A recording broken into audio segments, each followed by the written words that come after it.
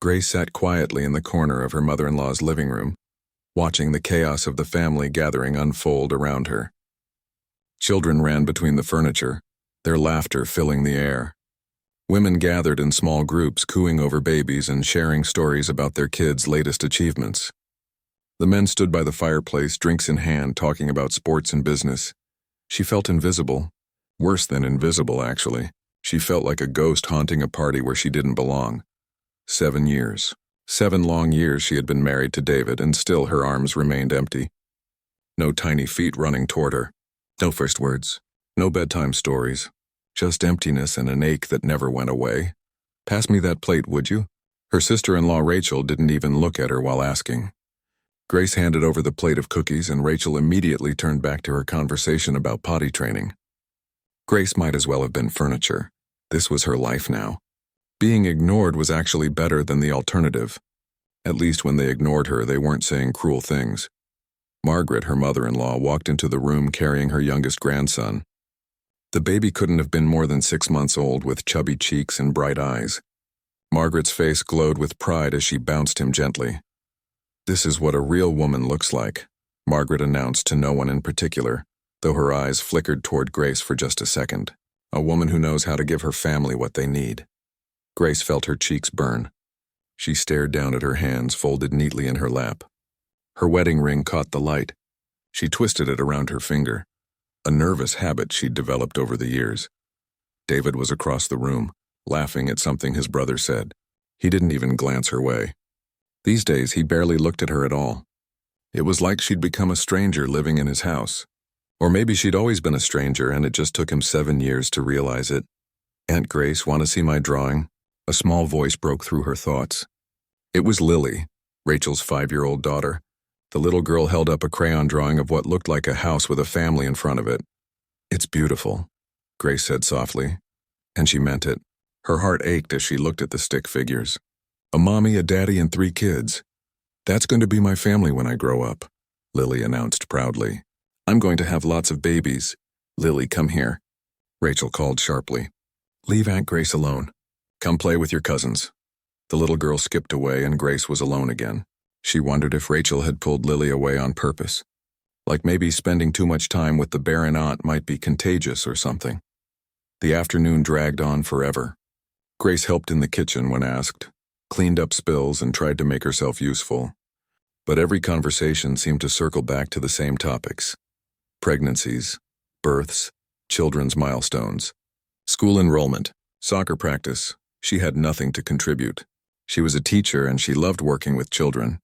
But somehow loving other people's children didn't count. Not in this family. "Grace, dear, could you help me in the kitchen?" Margaret's voice had that fake sweetness that always meant trouble. Grace followed her mother-in-law into the kitchen. Margaret started washing dishes even though they had a perfectly good dishwasher. "You know, I've been thinking," Margaret began, not looking at Grace. "David is getting older. He's 35 now. If he wants to have a family, he's running out of time." Grace felt like she'd been slapped.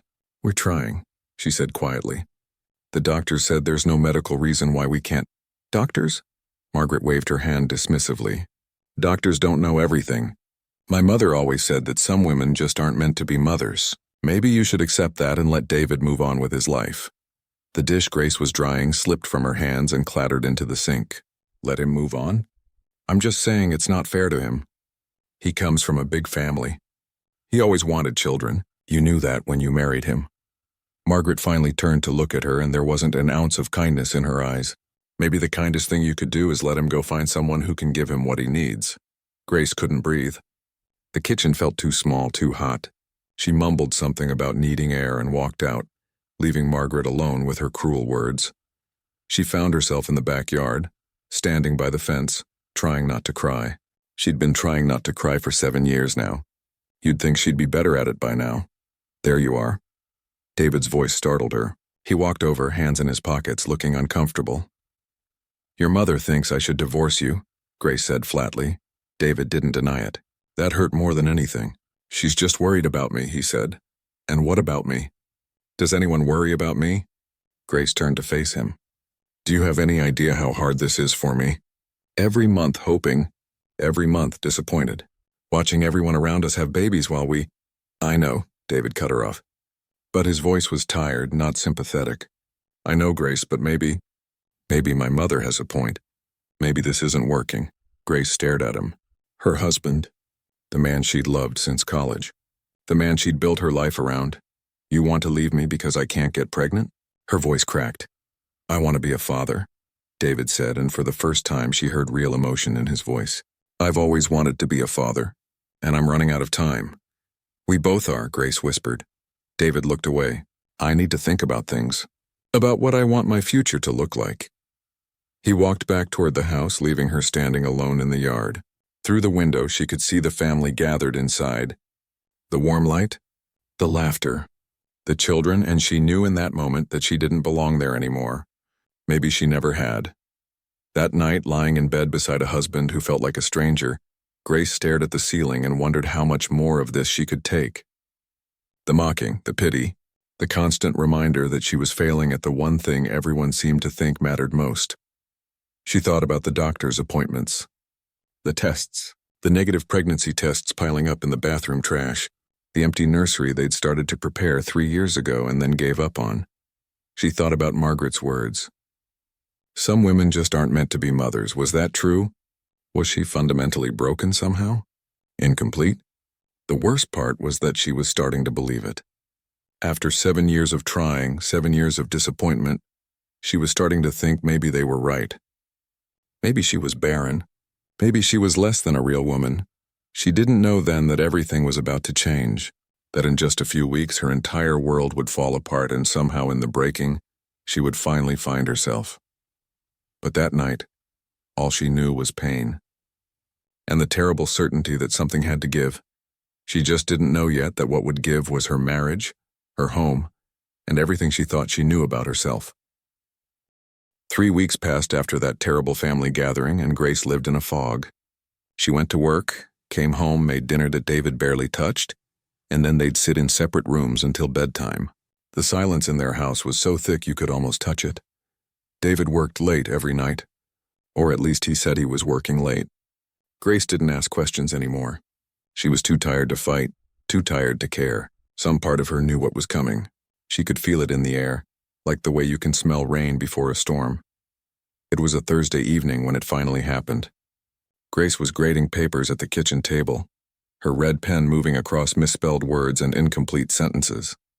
She loved her students. Teaching 5th grade gave her a purpose, a reason to get up in the morning. Those kids needed her, even if her own family didn't. She heard David's car pull into the driveway. The engine cut off. 1 minute passed, then 2, then 5. He was sitting out there, working up the courage for something. Grace felt her stomach twist into knots. Finally, the front door opened. David walked in carrying his briefcase, but something was different about the way he moved. Stiff, formal, like he was walking into a business meeting instead of his own home. Grace, we need to talk. His voice was flat, emotionless. She set down her pen and looked up at him. Okay. David pulled out the chair across from her and sat down. He opened his briefcase and removed a manila folder. His hand shook slightly as he placed it on the table between them. Grace stared at the folder. She didn't need to open it to know what was inside. Somehow she just knew. My mother's attorney drew these up, David said, still not meeting her eyes. She thought it would be easier this way, clean, simple.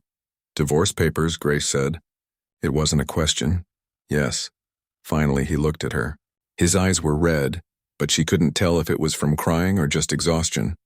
I think it's for the best. For both of us. Grace felt oddly calm. Maybe she'd used up all her tears already. Maybe she was just numb. Your mother thought it was for the best, you mean? Don't blame this on her, David said, but there wasn't much conviction in his voice.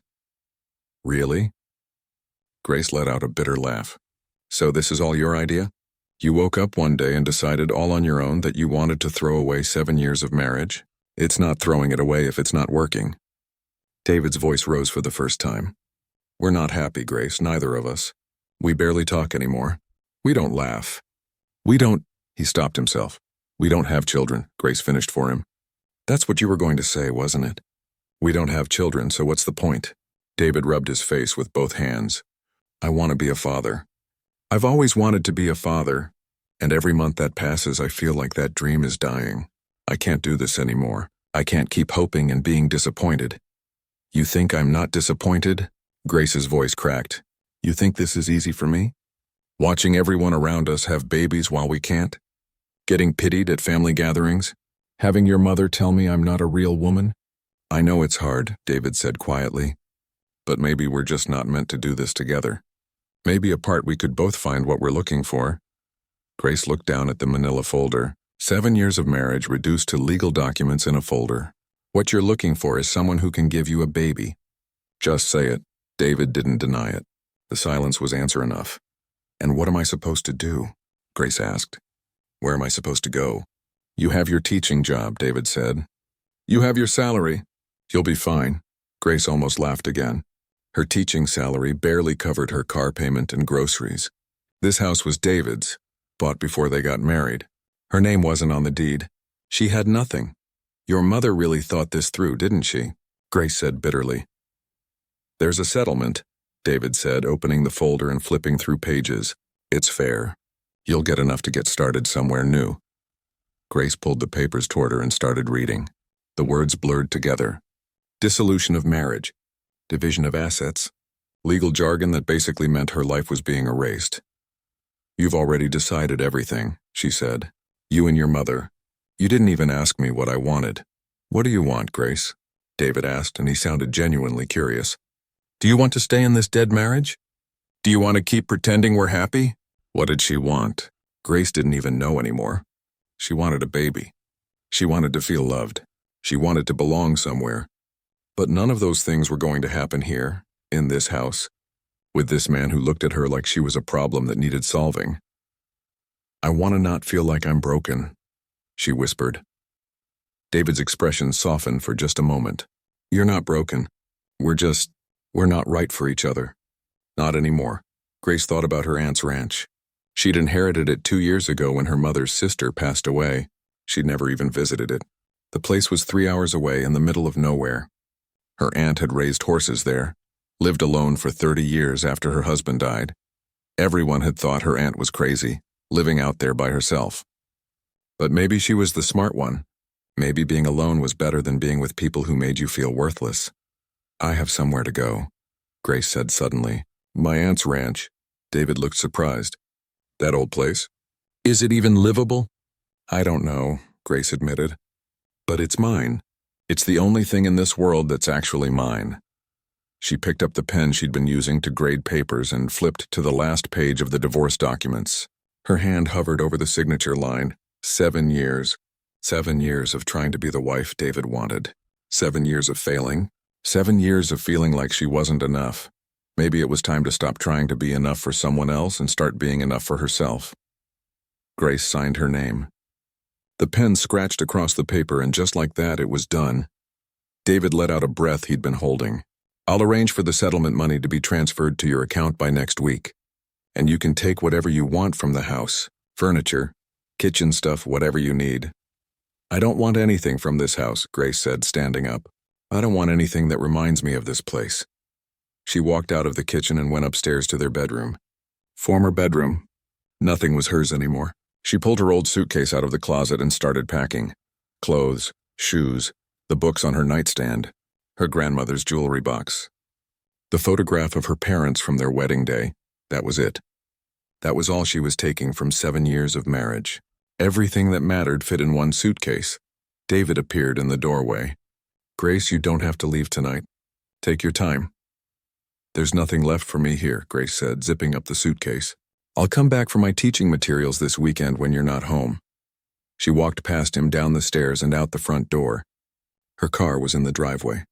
She threw her suitcase in the back seat and got behind the wheel. The ranch was 3 hours away. It was almost dark. She had no idea what condition the place would be in, or if it even had electricity, but anywhere was better than here. Anywhere was better than being the broken woman who couldn't give her husband what he wanted. Grace started the engine and drove away from the only home she'd known for 7 years. She didn't look back. There was nothing behind her worth seeing. Only the road ahead mattered now, and wherever it led, it had to be better than where she'd been. The drive to the ranch took longer than Grace expected. The highway eventually turned into smaller roads, then dirt paths with potholes that made her car bounce and groan. Her headlights cut through the darkness, and she started wondering if she'd made a terrible mistake. What was she doing? Driving to some abandoned ranch in the middle of the night. She didn't know anything about ranches or country living. She was a city girl, a teacher who lived in a neat suburban house with neighbors on both sides. This was crazy, but she kept driving because the alternative was going back, and she'd rather face the unknown than face Margaret's smug face. Finally, her headlights swept across a wooden sign hanging crooked on a post. The paint was faded, but she could just make out the words, Patterson Ranch, her aunt's last name, her mother's maiden name. The driveway was overgrown with weeds. Tree branches scraped against her car as she drove slowly toward the house. When she finally stopped and turned off the engine, the silence was deafening. No traffic, no neighbors, no sounds of the city, just crickets and the wind moving through the trees. Grace sat in her car for a long moment, staring at the dark shape of the house ahead. It looked bigger than she'd expected. 2 stories with a wide porch wrapping around the front. In the moonlight, it looked almost ghostly. She took a deep breath, grabbed her phone for its flashlight, and got out of the car. The porch steps creaked under her feet. Some of the boards felt soft, probably rotted. The front door was locked, but Grace remembered the lawyer had sent her a key in the mail 2 years ago. She'd thrown it in her junk drawer and forgotten about it. Thank God she'd grabbed it before leaving. The key stuck in the lock, rusty from years of not being used. Grace had to jiggle it and push hard on the door before it finally swung open with a groan that sounded like the house was waking up after a long sleep. The smell hit her first. Dust and old wood and something musty. She swept her phone's flashlight around the room and saw furniture covered in white sheets like ghosts frozen in place. Cobwebs stretched across the corners. A thick layer of dust covered everything. It was depressing and overwhelming, and Grace felt tears sting her eyes. What had she done? This place was a disaster. It would take months, maybe years, to make it livable. She found a light switch and flipped it, not expecting anything to happen. But miracle of miracles, a lamp flickered to life in the corner. The electricity still worked. That was something, at least. Grace walked through the house, turning on lights where she could. The kitchen had an old stove and a refrigerator that hummed when she plugged it in. The sink worked, though the water ran brown for a minute before clearing. Upstairs, there were 3 bedrooms and a bathroom with an ancient clawfoot tub. It was dirty and neglected, but it had good bones. Her aunt had loved this place, lived here for 30 years. There had to be something worth saving. Grace found some old sheets in a closet that didn't smell too bad. She made up one of the beds, and even though it was lumpy and the room was cold, she fell asleep almost immediately. She was exhausted in every possible way. The next morning, sunlight streaming through the dusty windows woke her up. Grace lay in bed for a moment, listening to birds singing outside. When was the last time she'd heard birds in the morning? In the city, all she heard was traffic and car alarms. She got up and looked out the window, and what she saw took her breath away. The ranch stretched out in every direction, fields of wild grass moving in the breeze like waves. In the distance, she could see mountains. The sky was so blue it almost hurt to look at. It was beautiful. Wild and overgrown and neglected, but beautiful. Grace spent that first day just cleaning. She found cleaning supplies under the kitchen sink, probably left there by her aunt years ago. She swept and scrubbed and wiped down surfaces. She threw open all the windows to let fresh air sweep through the house. The work was hard, but it felt good. Physical. Real. Every surface she cleaned, every cobweb she swept away, felt like she was clearing away the pain of her old life too. On the 3rd day, there was a knock at her door. Grace opened it to find an elderly woman standing on her porch, holding a casserole dish covered in aluminum foil. "I'm Helen from next door," the woman said with a warm smile. She was probably in her 70s with silver hair pulled back in a bun and kind eyes. "Well, next door is half a mile down the road, but that's next door out here in the country. I saw your car and figured somebody had finally moved into Betty's old place." Betty was my aunt, Grace said, surprised and touched by the gesture. "I'm Grace. Well, Grace, welcome to the neighborhood. I brought you some chicken casserole. Figured you might not have much food yet." Grace invited Helen in for coffee, and the older woman looked around the house with approval.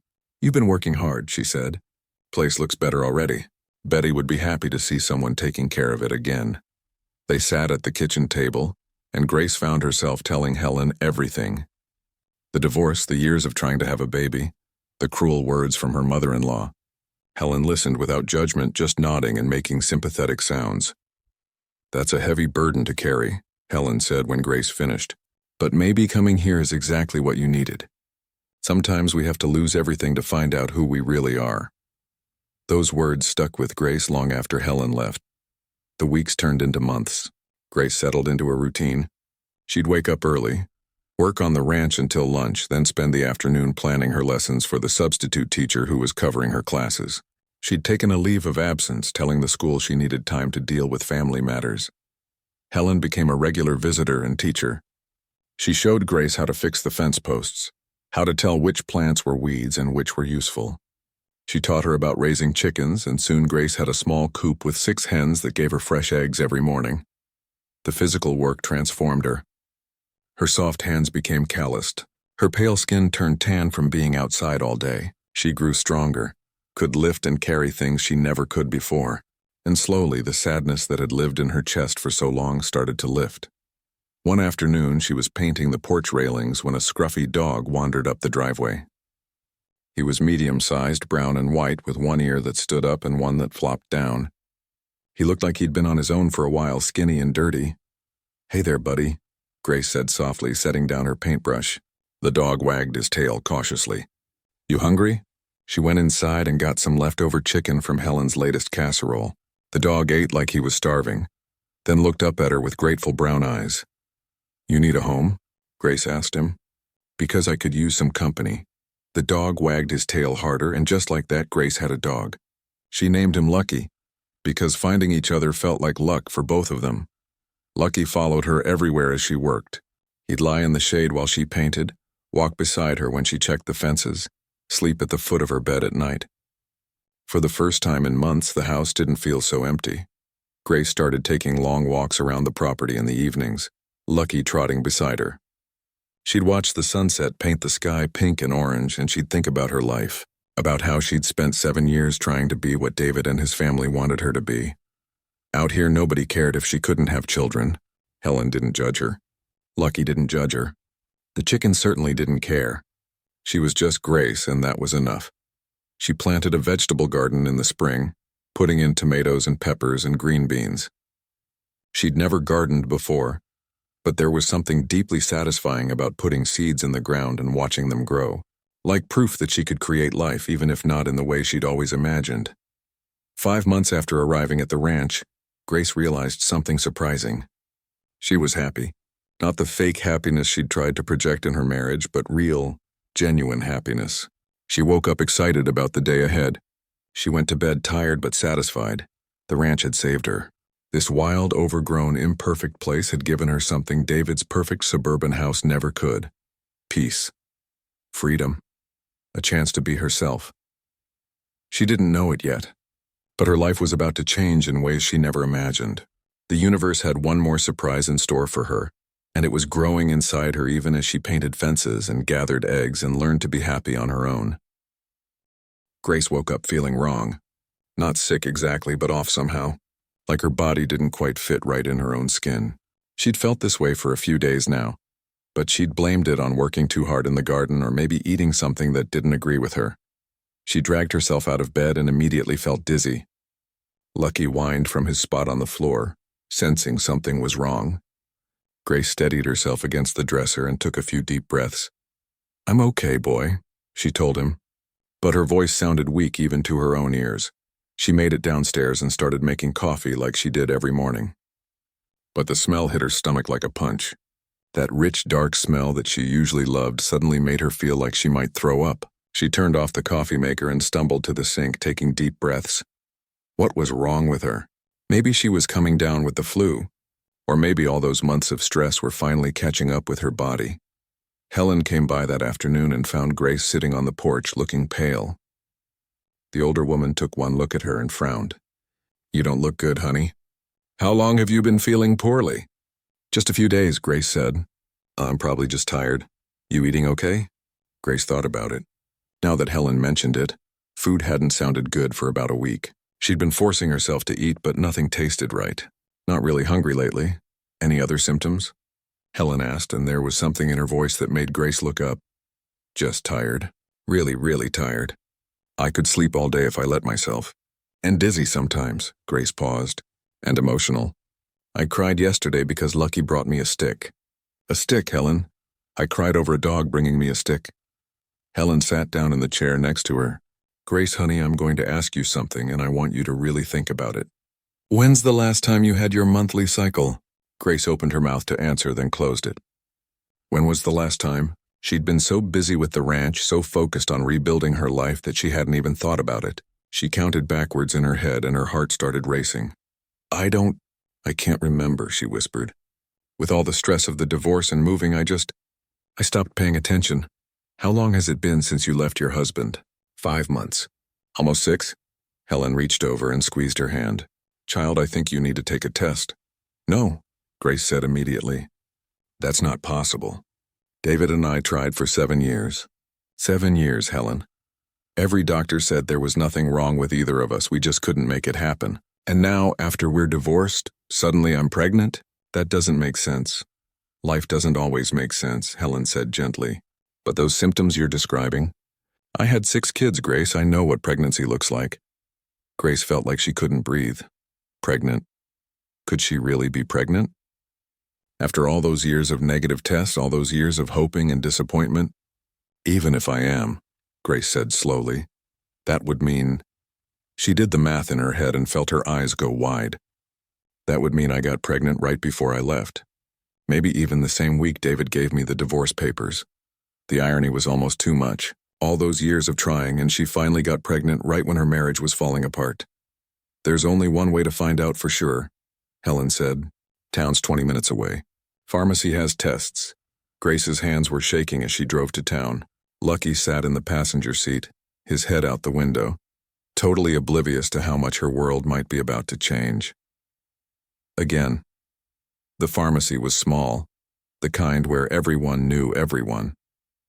Grace grabbed a pregnancy test from the shelf and tried not to make eye contact with the cashier, a young woman who was definitely looking at her with curious eyes. In a small town like this, buying a pregnancy test was probably going to be the hot gossip by dinner time. She didn't care. Let them talk. Back at the ranch, Grace sat on the bathroom floor with the unopened box in her hands. Lucky had followed her upstairs and was lying in the doorway, watching her with concerned eyes. What do you think, buddy? She asked him. Should I do this? Lucky wagged his tail, which she decided to take as a yes. Grace read the instructions 3 times, even though they were simple. She'd taken so many of these tests over the years that she could probably write the instructions herself. Pee on the stick. Wait 3 minutes. 2 lines means pregnant. 1 line means not pregnant. She'd seen 1 line so many times. Month after month, year after year. 1 line mocking her, telling her she'd failed again. She took the test and set it on the counter, then sat on the floor because her legs felt too shaky to stand. She set a timer on her phone for 3 minutes and waited. Those 3 minutes felt like 3 hours. Lucky came over and put his head in her lap, and she scratched behind his ears, trying to calm herself down. Whatever happens, we're going to be okay, she told him. We've made it this far, right? Her phone alarm went off, making her jump. This was it. Time to look. Grace stood up slowly and walked to the counter. She picked up the test with trembling hands and looked at the little window. 2 lines. She blinked, sure she was seeing things.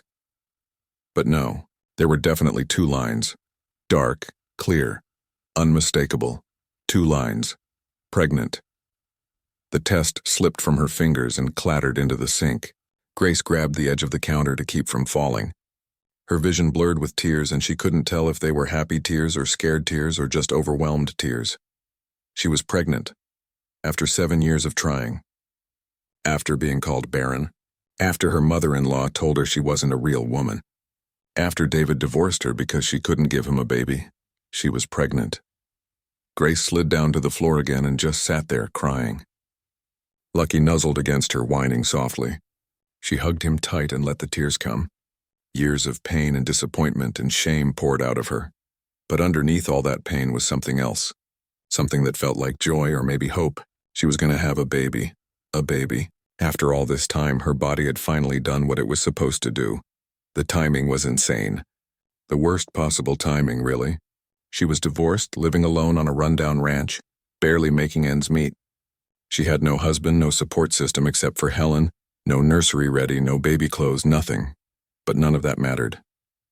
Not really, because after 7 years of empty arms and broken dreams, she was finally going to be a mother. Grace pulled herself together enough to call Helen, who came over immediately. The older woman took one look at Grace's tear-stained face and the test on the bathroom counter and pulled her into a hug. "I knew it," Helen said, squeezing her tight.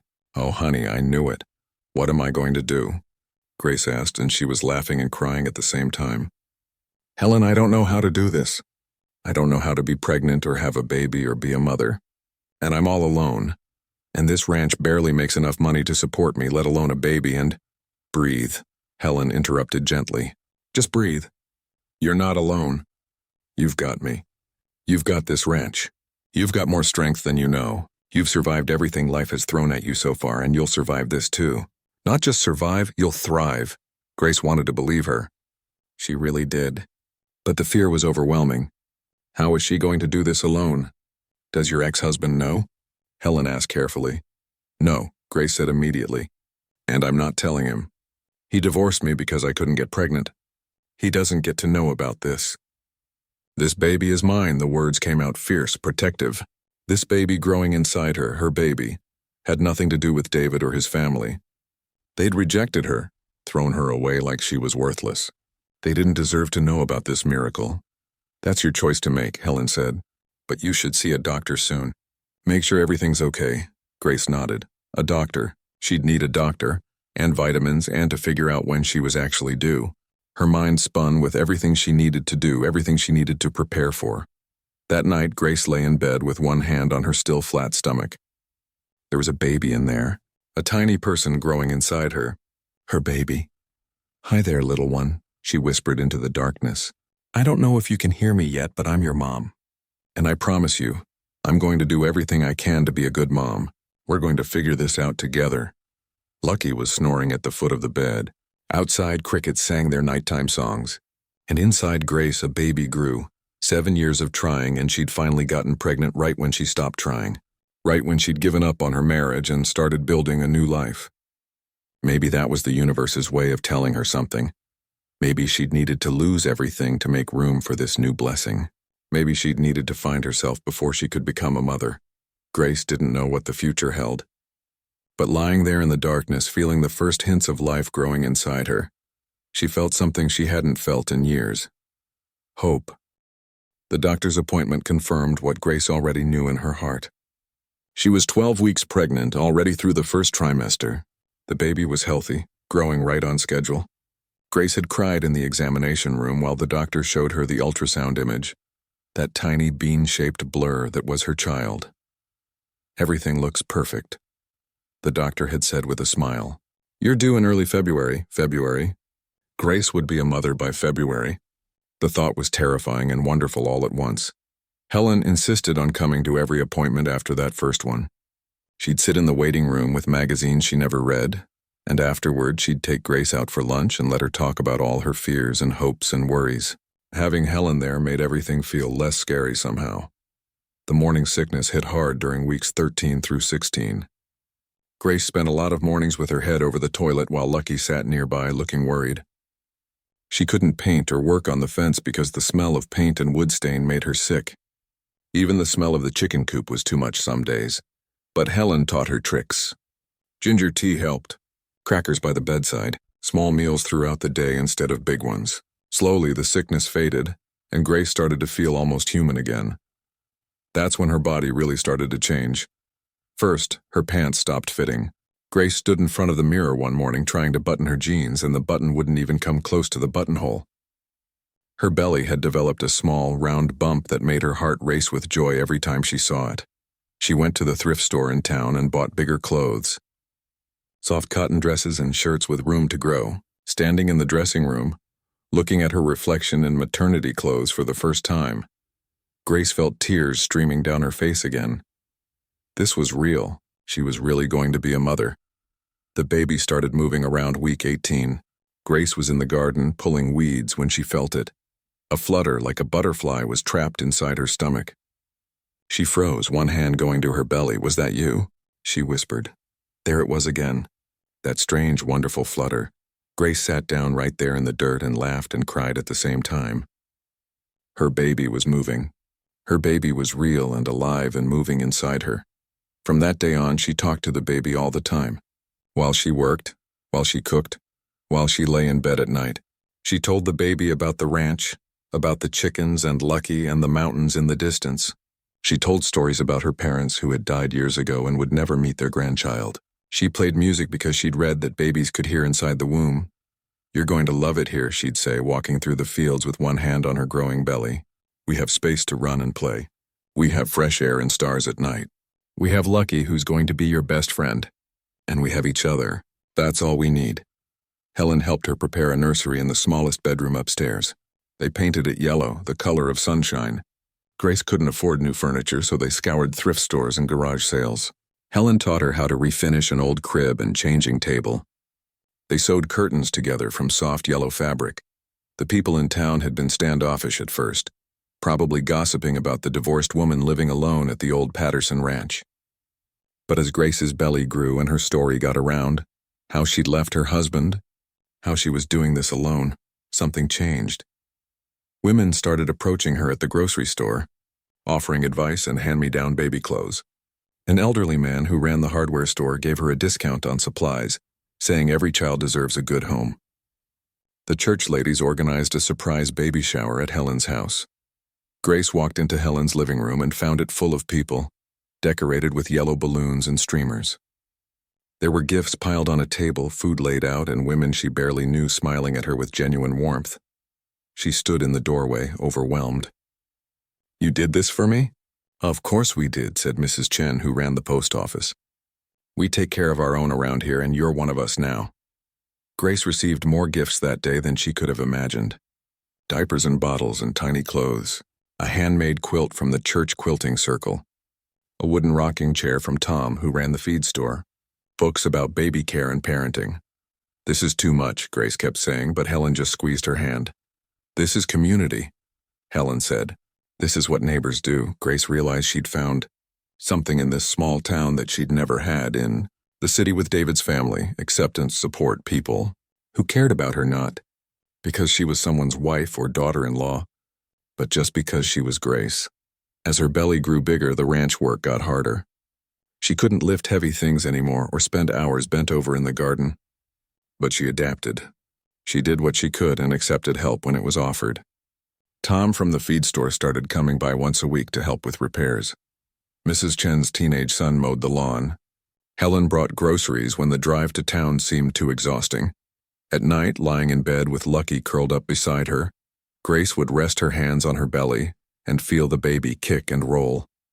Sometimes the movements were strong enough to see from the outside, her belly actually shifting as the baby moved. You're getting big, she'd say softly, and strong. That's good. You're going to need to be strong for this world. She wondered sometimes what the baby would look like. Would it have her brown eyes or David's blue ones? Her dark hair or his light brown? Would it be a boy or a girl? The doctor had offered to tell her, but Grace had said no. She wanted to be surprised. After 7 years of disappointment, she deserved a good surprise. In her 7th month, Grace had to stop teaching. The commute was too much, and standing all day made her feet swell up like balloons. The school understood and told her there would be a job waiting for her when she was ready to come back. So she spent her days at the ranch, preparing. She washed tiny clothes in the sink and hung them to dry in the sunshine. She organized the nursery, putting diapers and wipes in easy reach, hanging up little outfits in the closet. She read books about labor and breastfeeding and infant care until her head spun with information. Helen taught her how to swaddle a baby using a doll. Babies like to be wrapped tight, she explained. Makes them feel safe like they're back in the womb. Grace practiced until she could swaddle that doll in her sleep. She practiced burping and diaper changes and holding a baby properly. She wanted to be ready, wanted to be the best mother she could possibly be. In her 8th month, the baby's movements got stronger and more frequent. Sometimes Grace would be sitting on the porch and a kick would take her breath away. The baby seemed to be most active at night, doing somersaults when Grace was trying to sleep. You're going to be a night owl, aren't you? She'd say, rubbing the spot where a little foot or elbow was pushing against her skin.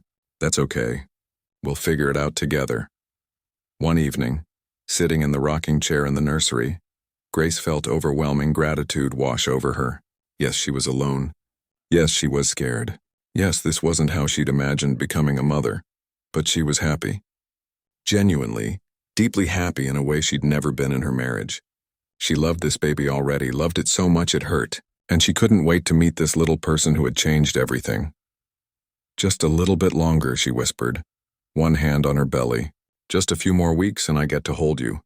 I get to see your face and count your fingers and toes. I get to be your mom.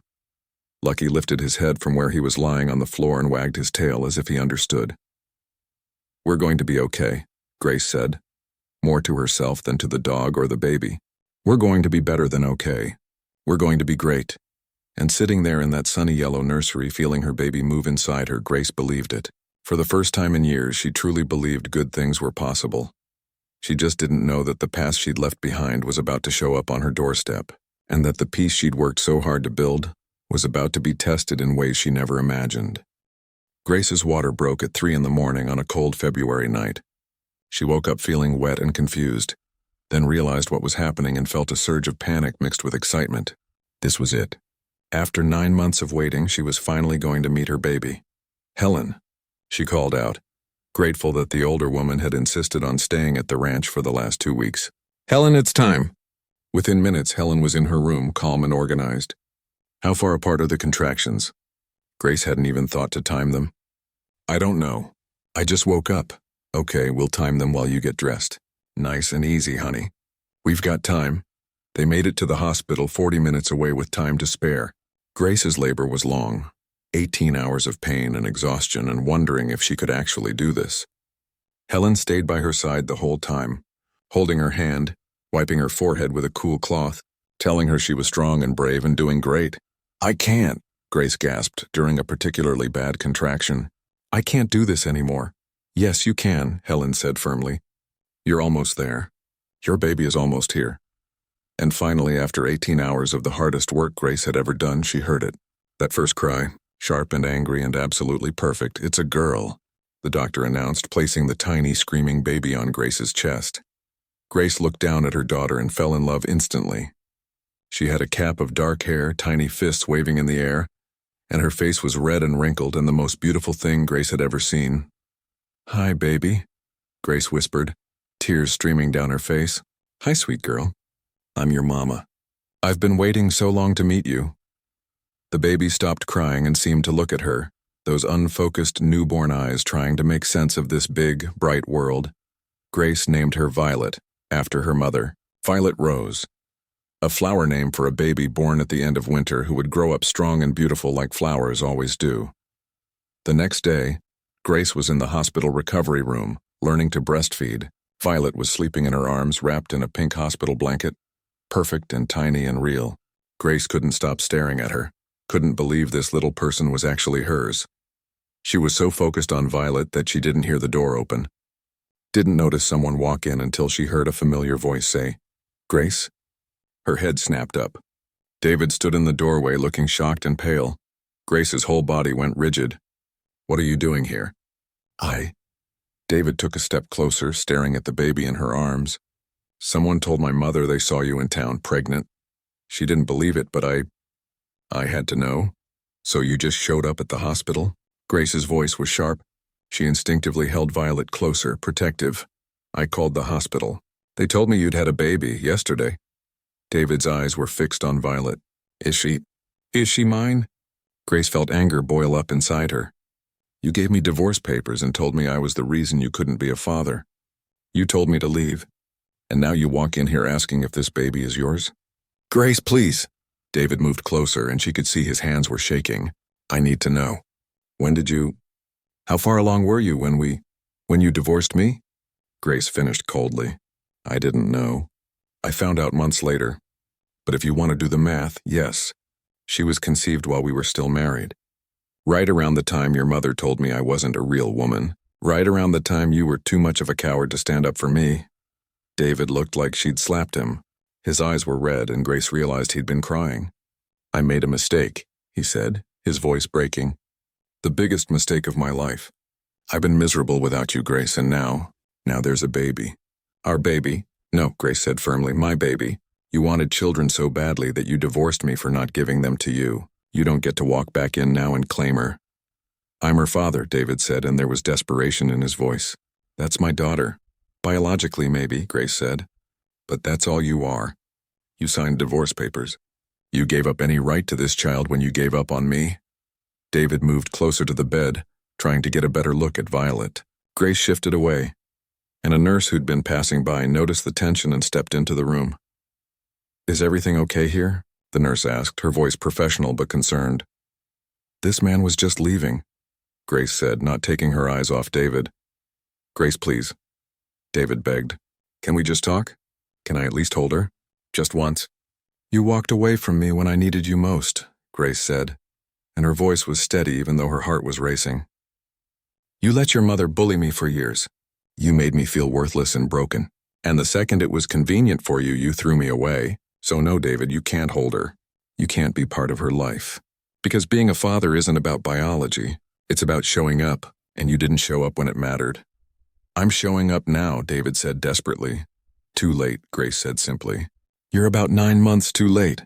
The nurse cleared her throat. Sir, I think you need to leave. The mother needs rest. David looked at Grace, then at Violet, then back at Grace. His face crumpled and fresh tears spilled down his cheeks. I'm sorry, he whispered. I'm so sorry. I know you are, Grace said, and her voice softened just slightly. But sorry doesn't change anything. Sorry doesn't fix what you broke. Now please leave. My daughter needs to eat and you're upsetting her mother. David stood there for another long moment, then finally turned and walked out of the room. Grace watched him go and felt absolutely nothing. No sadness, no regret, no second thoughts. Just relief that he was gone. The nurse gave her a sympathetic look. You okay, honey? I'm perfect, Grace said, looking down at Violet. We're perfect, and they were. David showing up hadn't ruined anything. If anything, it had shown Grace how far she'd come. The old Grace, the one married to David, would have crumbled. Would have felt guilty. Would have maybe even felt sorry for him. But this Grace, this new version of herself that she'd built on the ranch, was stronger. She knew her worth now. She knew she didn't need David or his family or anyone who made her feel less than whole. She had Violet. She had Helen. She had the ranch and the community that had embraced her. She had everything that mattered that night. Helen came back to visit after running home to feed Lucky. She brought Grace's favorite takeout and sat beside the hospital bed while Grace ate and Violet slept in her. Bassinet, I heard you had a visitor, Helen said. Carefully, Grace told her everything. About David showing up, about what he'd said, about how she'd sent him away. Helen listened, then squeezed Grace's hand. I'm proud of you, she said. You did the right thing. It didn't feel hard, Grace admitted. I thought maybe I'd feel conflicted or guilty, but I didn't. I just felt certain, like I finally know exactly who I am and what I want. That's because you found yourself, Helen said, and now you know that you're enough. You've always been enough, but now you believe it. Grace looked at Violet, sleeping peacefully with her tiny fists curled under her chin. She deserves a mother who knows her worth, Grace said softly. Someone who will teach her that her value doesn't come from whether she can give someone else what they want. That she's valuable just because she exists. She's got that mother, Helen said with a smile. She's got you. 3 days later, Grace brought Violet home to the ranch.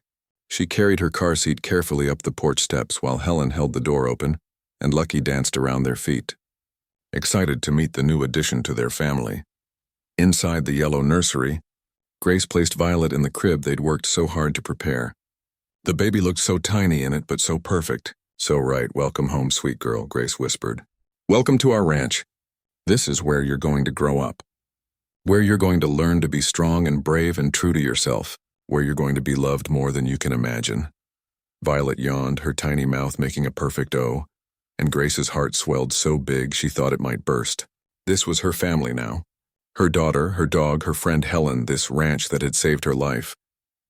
It wasn't the family she'd imagined 7 years ago when she married David. But it was better. It was real and messy and imperfect and absolutely, completely perfect. 3 weeks after bringing Violet home, Grace had settled into a rhythm with her new baby. The nights were exhausting, filled with feedings every 2 hours and diaper changes in the darkness. But the days were magical, filled with watching Violet discover her own hands, hearing her make tiny cooing sounds and breathing in that perfect newborn baby smell. Grace was on the porch, rocking Violet in her arms while Lucky dozed in the sunshine, when she saw a car coming up the driveway. Her peaceful morning immediately turned tense. She recognized that car. It was David's, but he wasn't alone. As the car got closer, Grace could see Margaret in the passenger seat and David's brother Andrew in the back. "Oh no," Grace muttered.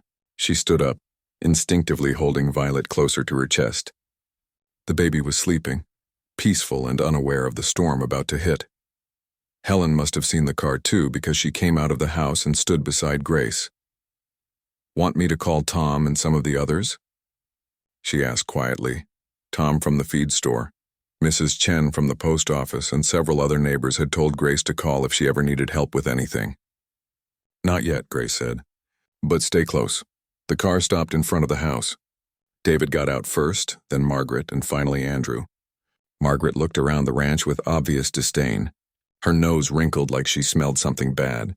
"So this is where you've been hiding," Margaret said, her voice dripping with contempt. She didn't bother with hello or any pleasantries. Her eyes went straight to the bundle in Grace's arms. "And that's the baby." "Hello to you too, Margaret," Grace said coolly. "This is my property and you're not welcome here." "That baby is a Watson," Margaret said, ignoring Grace's words completely. "She has Watson blood running through her veins. That makes her our family whether you like it or not." "Does it?" Grace asked. She'd been preparing for this moment since David showed up at the hospital. She'd known Margaret wouldn't let it go. "Because legally, David and I were divorced before Violet was born. He has no parental rights, no claim to her whatsoever. We can fix that with a DNA test," Andrew spoke up. He was a lawyer, just like his mother always wanted. "And when it proves David is the father, we can fight for custody or at least visitation rights." Grace laughed, but there was no humor in it. "Go ahead. Get your DNA test. It won't change anything." David signed divorce papers. He gave up his rights to any future children when he decided I wasn't good enough to be his wife. "That's not fair," David said, speaking for the first time. He looked terrible, like he hadn't been sleeping. "I didn't know you were pregnant." If you had known what?" Grace interrupted. "You would have stayed married to me? Out of obligation? Because that's such a great foundation for a family, David. You didn't love me enough to stay when things were hard. You only want her now because she exists. Well, that's not how this works."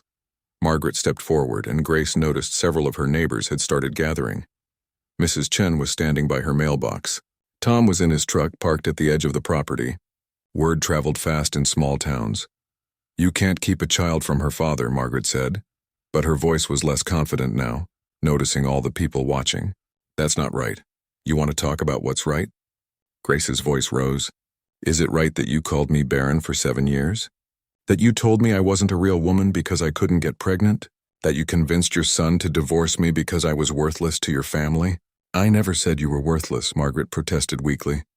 "You said worse," Grace shot back. "You said I was a curse on your family, that David deserved better, that I had failed as a wife. Do you remember the baptism, Margaret? When you told everyone in the room that I was the reason David couldn't have children?" Margaret's face flushed red. Andrew shifted uncomfortably. David looked at his shoes. "I was pregnant that day," Grace continued, and she saw shock register on all their faces. "I was already carrying Violet, and I didn't know it yet. And you stood there in front of everyone and humiliated me. So no, Margaret. You don't get to show up here now and claim this baby as family. You threw me away like trash. You don't get to decide now that I'm valuable because I finally did what you wanted." "Grace, please," David said, and his voice cracked. "I know we hurt you. I know I hurt you. But that's my daughter. I have a right to know her." "You have biology," Grace said, her voice steady now. "That's all you have. You're not her father. Being a father means showing up. It means protecting the people you love. It means standing up to people who hurt your family." She looked at Margaret, then back at David. "You never did that. Not once in 7 years did you stand up for me. You let your mother treat me like I was nothing. So no, David, you don't have rights. You gave those up." "This is ridiculous," Margaret snapped. "Andrew, tell her. She can't do this." Andrew cleared his throat. "Actually, Mother, if they were divorced before the child was born and David isn't listed on the birth certificate, Legally, Grace is right. David would have to petition the court for paternity testing and then file for custody or visitation rights. And given that he divorced her while she was pregnant, I didn't know she was pregnant. David protested. Doesn't matter, Andrew said, and he actually looked sympathetic for the first time. The court will see that you divorced her and then only came back when you found out about the baby. That doesn't look good. So what, she just gets to keep our grandchild from us? Margaret's voice was shrill now. That's our blood. Our family line. She's my blood, Grace said fiercely. My family line. My daughter. Mine. You don't get to claim her now. You called me Barren, remember? Well, I'm not Barren. I never was. Maybe the problem was never my body. Maybe the problem was that I was trying to have a baby in a place where I wasn't loved. Maybe my body knew better than I did that house, that family was toxic. The words hung in the air. Margaret looked like she'd been slapped. David had tears running down his face again. Andrew just looked uncomfortable, like he wished he was anywhere else. Helen put her hand on Grace's shoulder, a show of support. And Grace noticed something else. More neighbors had gathered. Tom had gotten out of his truck and was standing at the edge of the driveway. Mrs. Chen had walked over. Even the pastor from the church was there, probably having seen the commotion on his way into town. Grace had a community here. People who had her back. People who knew her story and supported her. You need to leave, Grace said quietly. All of you. This is my property and you're trespassing. We're not done with this, Margaret threatened. We'll take you to court. We'll fight for our rights. Then fight, Grace said. Get your lawyers. Spend your money. But I'm telling you right now you'll lose. Because I'm not the scared woman who signed those divorce papers. I'm not the woman you could bully and shame. I'm Violet's mother, and I will protect her from people who see her as property instead of a person. I will protect her from people who only value her because she's a Watson. She's not a Watson. Her last name is Patterson, my aunt's name, and she's going to grow up knowing her worth doesn't come from bloodlines or family names. It comes from being loved. This isn't over, Margaret said, but her voice wavered. Yes, it is, Grace said firmly. Now get off my property before I call the sheriff. And don't come back. You're not welcome here. Not now, not ever. David opened his mouth like he wanted to say something, but Andrew grabbed his arm. Come on, Andrew said quietly. Let's go. They got back in the car. As they pulled away, Margaret rolled down her window one last time. You'll regret this, she shouted. But Grace just stood there holding Violet close, surrounded by her neighbors and her friend, and felt nothing but relief. Tom walked up onto the porch. You okay, Grace? I'm fine, she said, and she meant it. Thank you all for being here. That's what neighbors do, Mrs. Chen said firmly. And if they come back, you call us. We'll make sure they understand they're not welcome. After everyone left and Grace was back inside with Helen, she sat in the rocking chair in Violet's nursery.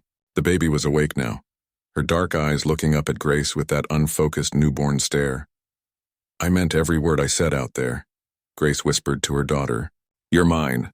You're loved, and no one is going to make you feel worthless or broken or like you have to earn your place in this world.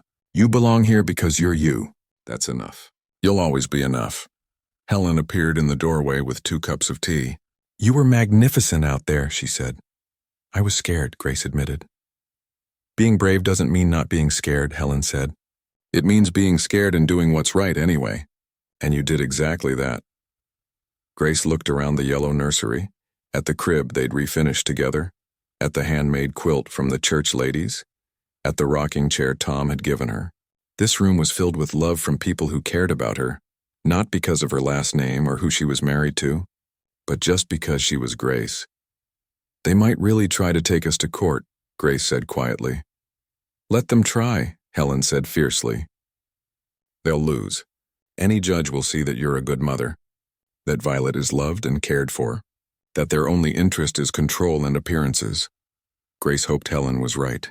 But even if she was wrong, even if there were legal battles ahead, Grace knew one thing for certain. 2 years passed, and they were the best 2 years of Grace's life.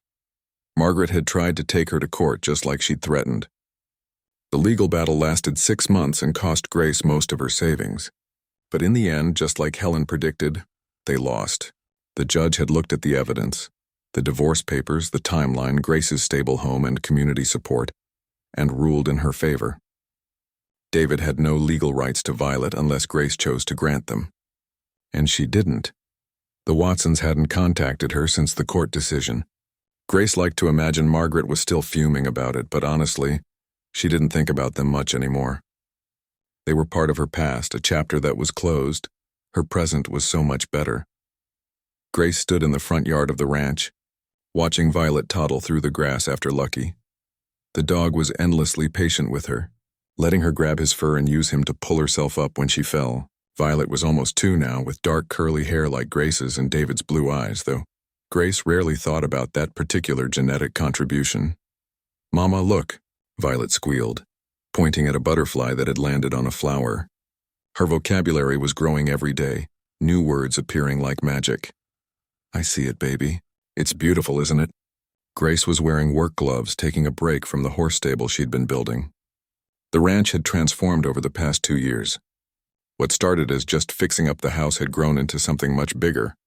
It began when Mrs. Chen mentioned that her grandson, who had special needs, loved animals, but was scared of most people. Grace had invited him to come meet her chickens. The boy had lit up around the animals, calmer and happier than his grandmother had seen him in months. Word spread. Other parents started asking if their kids could visit. Grace, remembering how much she'd loved working with children as a teacher, said yes. Then Helen had an idea. "You know what might be really good for these kids? Horses. There are therapeutic riding programs all over the country. Kids with disabilities or trauma, they benefit so much from working with horses." Grace had loved the idea immediately. She used what was left of her divorce settlement and a small business loan to buy 3 gentle horses and build proper facilities. She took courses and got certified in therapeutic riding instruction. And 6 months ago, she'd officially opened Violet's Place, a therapeutic horseback riding center.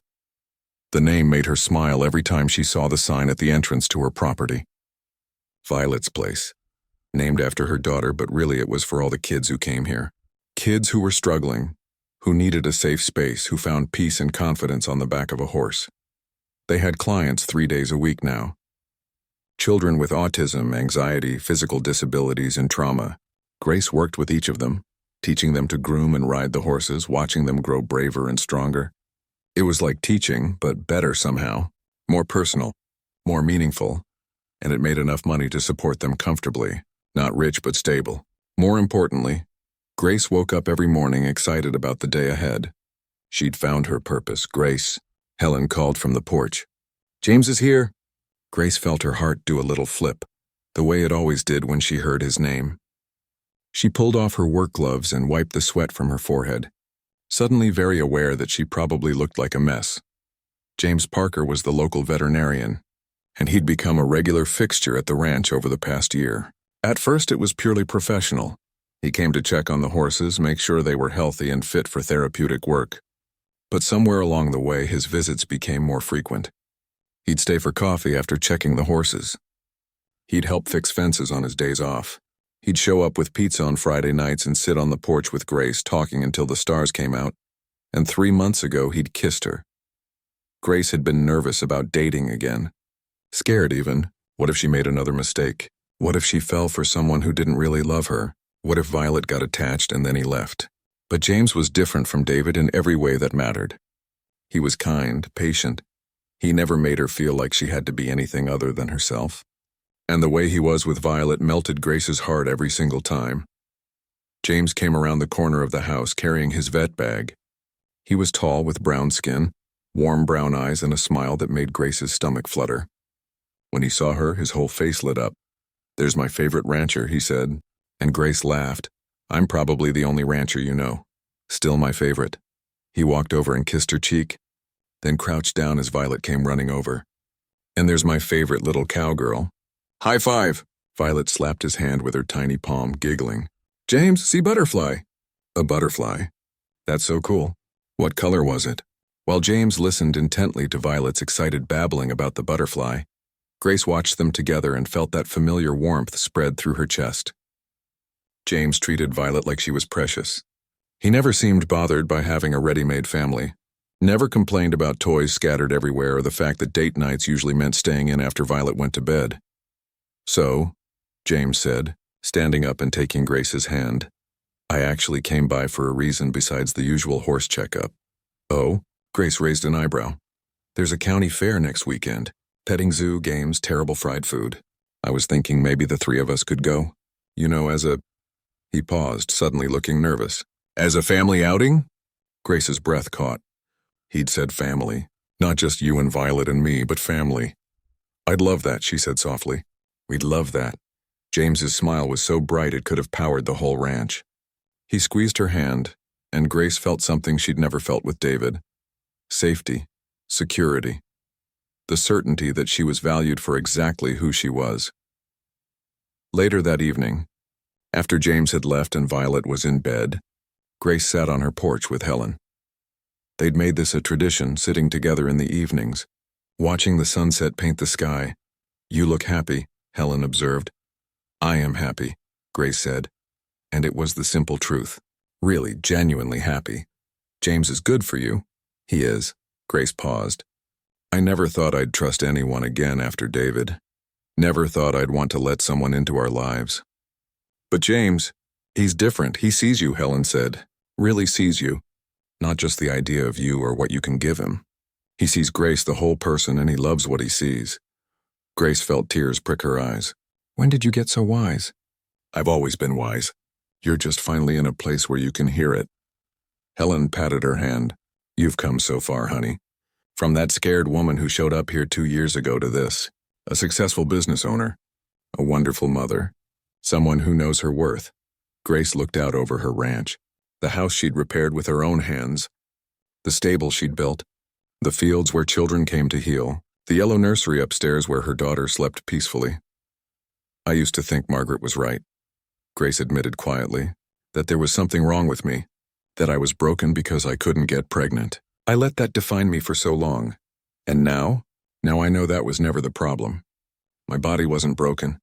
My situation was, I couldn't bring a baby into that toxic environment.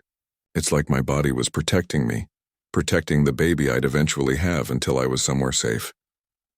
Grace smiled, and then the moment I found myself, found peace, found this place, Violet happened. Everything happens exactly when it's supposed to, Helen said. They sat in comfortable silence for a while, watching the sky turn from orange to purple to dark blue.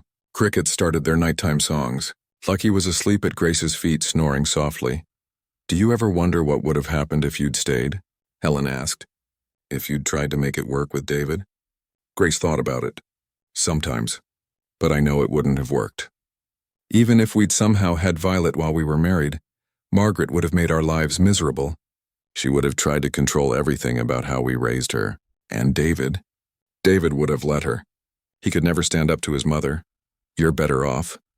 I'm better off, Grace agreed. And more importantly, Violet is better off. She's growing up surrounded by love. Real love, not conditional love. She'll never feel like she has to earn her place in this world. She's lucky to have you as her mother. I'm lucky to have her as my daughter. Grace smiled. For 7 years I thought having a baby would complete me, that it would fix everything wrong in my life. But it didn't work that way. I had to complete myself first. I had to find out who I was and what I was worth. And then Violet came along, not to complete me, but to join me, to grow with me. A light turned on in Violet's bedroom window. Grace stood up immediately. Her daughter had probably woken up from a dream. But before going inside, she turned to Helen. Thank you, Grace said, for everything. For being there when I showed up here lost and broken. For teaching me about the ranch. For helping with Violet. For being the family I chose. Helen's eyes glistened with tears. Oh, honey, you don't need to thank me. You gave me a purpose again. This old house was too quiet before you came. Now it's full of life and laughter. You and Violet, you're my family too. Grace went upstairs and found Violet sitting up in her crib clutching her stuffed horse. Mama, she said, reaching up. Grace picked her up and held her close, breathing in that sweet toddler smell.